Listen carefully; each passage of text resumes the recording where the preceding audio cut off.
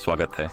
मेरे सामने Redmi Watch 5 है और मैं आपको दिखाने जा रहा हूं कि इस घड़ी को आईफोन के साथ कैसे पेयर करें। सबसे पहले हमें अपनी घड़ी चालू करनी होगी और आप इसे क्राउन बटन को दबाकर और पकड़े रखकर चालू कर सकते हैं।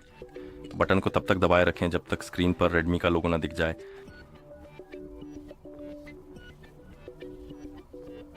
जैसे ही आपको लोगो दिखे आप बटन छोड़ सकते हैं और घड़ी के पूरी तरह बूट होने का इंतजार करें। जब यह पूरा हो जाएगा तो आपको स्क्रीन पर भाषाओं की एक सूची दिखाई देगी। आप इस सूची में स्क्रीन पर स्वाइप करके स्क्रॉल कर सकते हैं। आप अपनी घड़ी में उपयोग करने के लिए अपनी पसंदीदा भाषा ढूंढ सकते हैं, उस पर टैप करें और भाषा चुनने के बाद आपको अपने फ़ोन पर माई फिटनेस एप्लीकेशन डाउनलोड और इंस्टॉल करने का संदेश दिखाई देगा, जिसे आप दोनों डिवाइस को पेयर करने के लिए उपयोग करेंगे।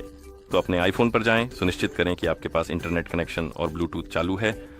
एक बार जब आप ये कर लें तो ऐप स्टोर खोलें। ऐप स्टोर में सर्च पर टैप करें, फिर सर्च बार पर टैप करें और टाइप करें माई फिटनेस और अंत में 2 S ज़रूर लगाएं। और आपको ये एप्लीकेशन दिखाई देनी चाहिए, my fitness Xiaomi Wear Lite। इस पर टैप करें ताकि ये सिलेक्ट हो जाए, फिर गेट बटन पर टैप करें ताकि एप्लीकेशन डाउनलोड और इंस्टॉल हो सके।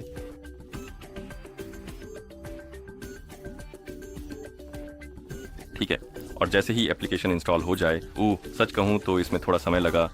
हम ओपन बटन पर टैप करके इसे खोल सकते हैं। ऐप में आपको कुछ पॉपअप्स दिखाई देंगे जो परमिशन के बारे में होंगे। उदाहरण के लिए ब्लूटूथ वाला ये ज़रूरी है, इसलिए इसे अनुमति दें। अगर आपको और कोई पॉपअप नहीं दिखता तो स्टार्ट पे टैप करें। पहले बॉक्स को चेक करें, एग्री पर टैप करें और अब हमें एक क्षेत्र चुनना है। इसे करने के लिए यहाँ रीजन पर टैप करें, सूची में स्क्रॉल करें, वह क्षेत्र खोजें जिसे आप उपयोग करना चाहते हैं और फिर उस पर टैप करके उसे चुनें। फिर नेक्स्ट पर टैप करें और अब आपको ऐप का हेल्थ पेज दिखना चाहिए। अगला डिवाइस आइकन पर टैप करें और यहाँ ऐड डिवाइस पर टैप करें और संभवतः आपको आगे बढ़ने के लिए एक Xiaomi अकाउंट में लॉगिन करना पड़ेगा, तो ओके पर टैप करें। अगर आपके पास अकाउंट नहीं है तो आप यहाँ क्रिएट अकाउंट बटन पर टैप करके कभी भी अकाउंट बना सकते हैं और फिर उसे लॉगिन करने के लिए इस्तेमाल कर सकते हैं। लेकिन मेरे पास पहले से ही अकाउंट है तो मैं बस ईमेल एड्रेस और पासवर्ड डालूंगा।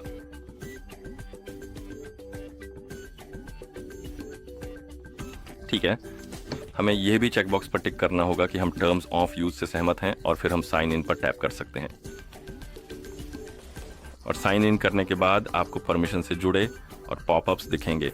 उदाहरण के लिए ये नोटिफिकेशन के लिए है, तो अगर आप अपने आईफोन से नोटिफिकेशन अपनी घड़ी पर पाना चाहते हैं तो आपको ये परमिशन देनी होगी। अगर आपको फ़र्क नहीं पड़ता तो आप इसे मना भी कर सकते हैं।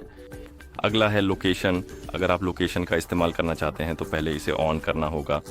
मुझे अभी इसकी ज़रूरत नहीं है तो मैं कैंसिल पे टैप कर रहा हूँ। और जैसे ही आप लोकेशन के साथ हो जाते हैं आपको यह स्क्रीन दिखेगी और मूल रूप से आप अपने अकाउंट से जुड़े सभी डिवाइसेस पर फिटनेस डेटा सिंक कर सकते हैं। अगर आप ऐसा करना चाहते हैं तो ओके पर टैप करें और आखिर में आपको फिर से डिवाइस पेज दिखना चाहिए और हम ऐड डिवाइस पर टैप कर सकते हैं। ऐप नज़दीकी डिवाइसेस को सर्च करना शुरू कर देगा। इसे हमारी घड़ी को डिटेक्ट कर लेना चाहिए। उस पर टैप करें, घड़ी पर चेक मार्क पर टैप करें, फ़ोन पर पेयर पर टैप करें, नोटिफिकेशन के लिए सामान्य अनुमतियां दें। यहाँ हम फिर से लोकेशन ऑन कर सकते हैं। ये सच में आपकी लोकेशन का एक्सेस चाहता है।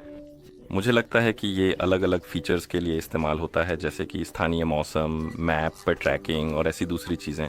तो अगर आप ये फीचर्स इस्तेमाल करना चाहते हैं तो लोकेशन ऑन करें और परमिशन दें। अगर आपको फ़र्क नहीं पड़ता तो आप कैंसिल पर टैप कर सकते हैं। और यहाँ किसी कारणवश ये चीनी भाषा में है, लेकिन ये वाईफाई के ज़रिए ऑटोमेटिक अपडेट्स के बारे में है। तो अगर आप चाहते हैं कि आपकी घड़ी अपने आप अपडेट हो जाए, मुझे लगता है जब आपकी घड़ी या आपका फ़ोन वाईफाई से कनेक्टेड हो तो आप इस बॉक्स को चेक कर सकते हैं और ये अपने आप अपडेट कर देगा। अगर आपको इसकी ज़रूरत नहीं है तो आप इसे अनचेक करके डिसेबल रख सकते हैं। फिर रिज्यूम पर टैप करें। यहाँ हम अपने मेनू के लिए लेआउट का प्रकार चुन सकते हैं और फिर रिज्यूम पर टैप कर सकते हैं और यहाँ हम इनकमिंग कॉल्स के लिए नोटिफिकेशन को सक्षम कर सकते हैं। ये मूल रूप से तब उपयोगी है जब आप देखना चाहते हैं कि कोई आपको आपके आईफोन पर आपकी घड़ी पर कॉल कर रहा है। ये घड़ी कंपन करना शुरू कर देगी और कॉन्टैक्ट की जानकारी वगैरह दिखाएगी। अगर आप इसका उपयोग करना चाहते हैं तो बॉक्स को चेक करें और रिज्यूम पर टैप करें। अगर आपको फ़र्क नहीं पड़ता तो आप स्किप पर टैप कर सकते हैं।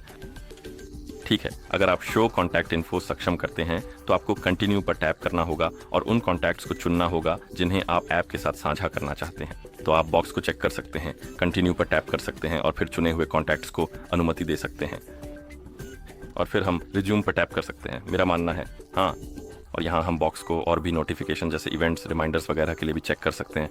अगर आप इनका उपयोग करना चाहते हैं तो उन्हें चेक करें और रिज्यूम पर टैप करें। अगर आपको फ़र्क नहीं पड़ता तो स्किप पर टैप करें। बिल्कुल, इसके काम करने के लिए आपको कुछ परमिशन देनी होगी। तो मुझे लगता है बस इतना ही था। हम वापस माई फिटनेस ऐप में जा सकते हैं, रिज्यूम करें। ओह नहीं, ये हमसे कुछ और चाहता है। कैलेंडर को पूरी एक्सेस है। मुझे नहीं पता क्या समस्या है। मैंने देखा नहीं। दरअसल एक पल रुकिए। ओह, लोकेशन, बिल्कुल ये लोकेशन की एक्सेस चाहता है।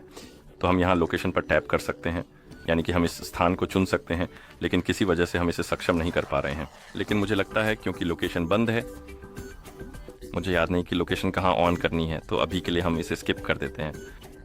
तो मैं इस बॉक्स को अनचेक कर दूंगा और फिर रिज्यूम पर टैप करूंगा, जिससे यह मुझे लोकेशन के बारे में परेशान नहीं करेगा।